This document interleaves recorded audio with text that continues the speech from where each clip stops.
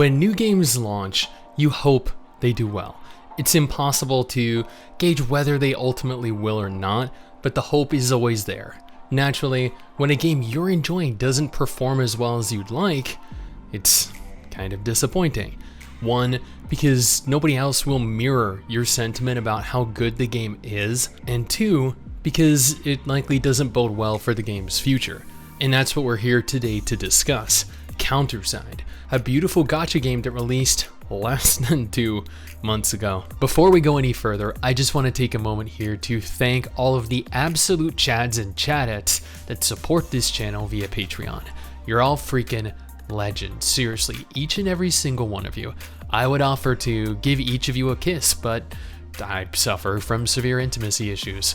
Additionally, if you want to stay up to date with all the latest MMO gacha and gaming news, take a second here to follow Mrs. Stix and I over on Twitter. We tweet daily.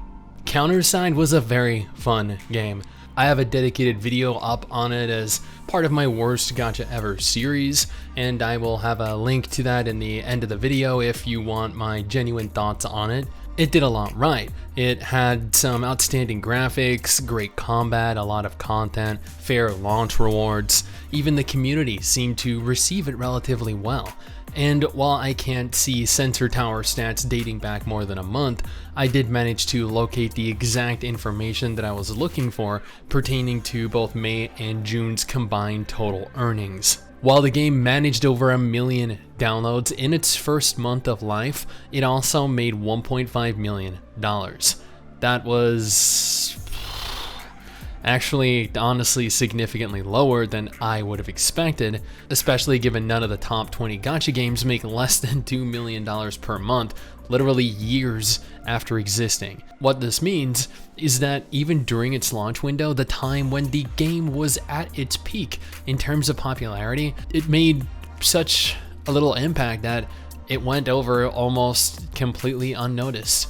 A mere month later, August's earnings were reported, 230,000 new downloads and $1.1 million in total earnings, a decline of almost $500,000 over the course of a single month and less than a third of its launch numbers as new players. Within Korea, the game is barely managing to stay afloat, $350,000 made last month, and realistically, so few new players that it's not possible to accurately track.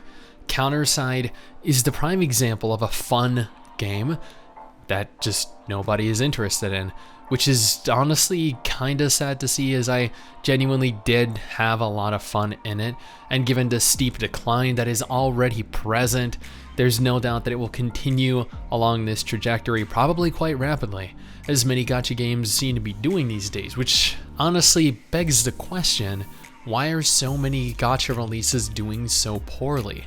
Is it oversaturation? Are they just generally considered to be bad games? Let me know if you have any thoughts on it. Now, again, if you're curious of my thoughts on Counterside, I got a video right here that you might be interested in, or alternatively, here's a list of gacha games confirmed to be releasing this year.